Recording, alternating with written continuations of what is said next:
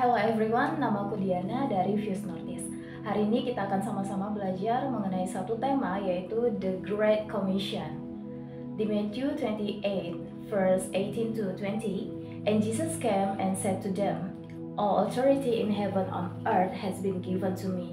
Go therefore and make disciples of all nations, baptizing them in the name of the Father and of the Son and of the Holy Spirit, teaching them to observe all that I have commanded you, and behold, I am with you always to the end of the age. Sebagai orang percaya, seharusnya kita sudah mengerti bahwa bukan kita yang memilih dia, tapi dialah yang telah memilih kita terlebih dahulu. We are the chosen. Kita dipilih dan dipanggil untuk memuridkan dan memberitakan Injil. Injil adalah berarti kabar baik. Karena ketika seluruh umat manusia jatuh ke dalam dosa, kita tahu bahwa kita terpisah dari Allah. Namun karena Allah begitu besar kasihnya kepada kita, dia mengasihi kita, dia mengutus anaknya yang tunggal untuk mati bagi dosa-dosa kita dan bangkit dari antara orang mati untuk menjadi penebus kita. Ada di ayatnya di Yohanes 3 ayat 16. Amanat agung sendiri adalah sebuah kewajiban yang seharusnya kita penuhi. Tetapi terlepas dari apakah itu sebuah kewajiban, jika kita benar-benar mengasihi Allah, maka kita pasti akan belajar untuk membagikannya kepada orang-orang di sekitar kita. Pertanyaannya adalah bagaimana cara kita melakukannya? Pertama, untuk menjadikan orang lain sebagai murid Kristus, kita harus terlebih dahulu menjadi muridnya. Amanat agung harus dimulai dari hati yang mengasihi Tuhan, rasa syukur dan penyembahan yang total.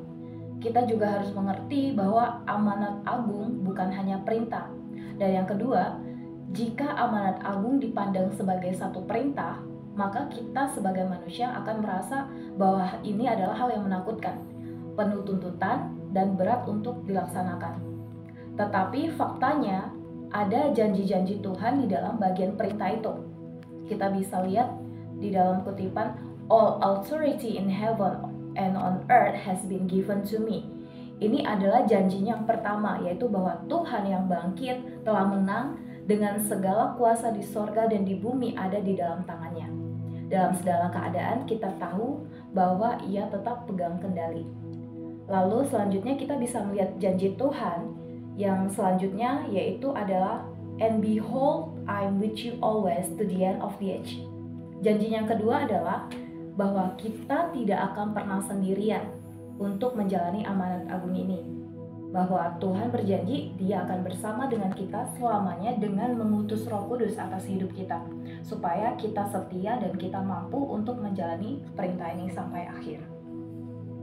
Di dalam Kisah Para Rasul 1 ayat 8, tetapi kamu akan menerima kuasa kalau Roh Kudus turun ke atas kamu, dan kamu akan menjadi saksiku di Yerusalem dan di seluruh Yudea dan Samaria dan sampai ke ujung bumi. Ayat ini menggarisbawahi betapa pentingnya peran Roh Kudus dalam memampukan kita, para murid, untuk menjadi saksi-saksi pengorbanan Tuhan.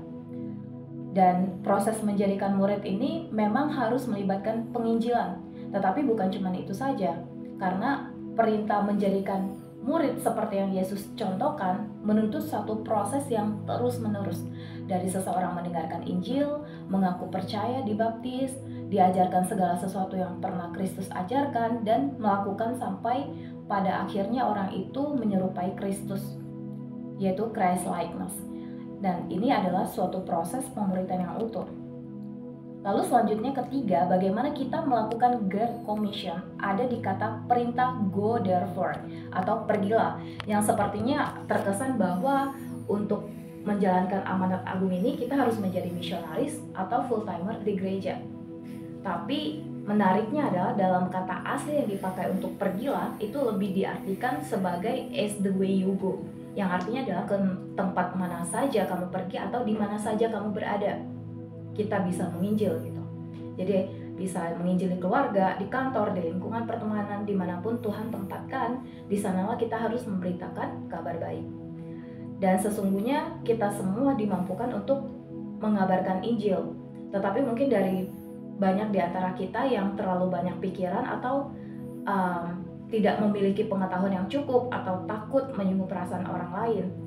Namun, kita harus tahu bahwa ini adalah panggilan kita.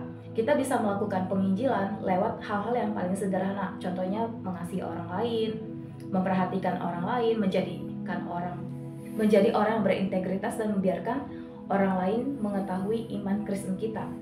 Maka penginjilan itu akan muncul secara alami. Lagi pula, kita memiliki teladan yang sempurna, yaitu Tuhan Yesus Kristus sendiri. Dia memberikan teladan dengan menunjukkan kepada para murid kehidupan Kristen yang benar di dalam dan di luar, di dalam pengajaran depan umum dan dalam doa pribadi. Dia juga ingin bahwa kita juga melakukan hal yang sama dalam kehidupan sehari-hari. Perbuatan dan perkataan kita terhadap orang lain harus sejalan dengan ajaran Tuhan, yaitu apa yang kita omongin, apa yang kita bicarakan harus sejalan dengan apa yang kita lakukan.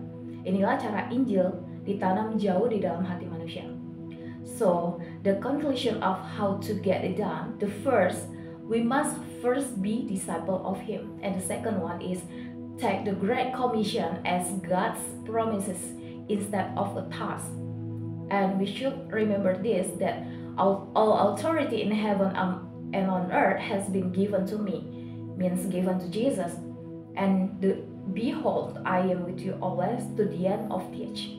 So, kalau kita memiliki pengertian yang benar tentang amanat agung ini, kita menjadikan Tuhan Yesus Kristus sebagai teladan dan juga menjadikan diri kita sebagai murid Tuhan, sekalipun itu bukanlah hal yang mudah, tapi percayalah bahwa kita pasti dimampukan untuk melaksanakannya. Okay, so that's all from me. Thank you and God bless you.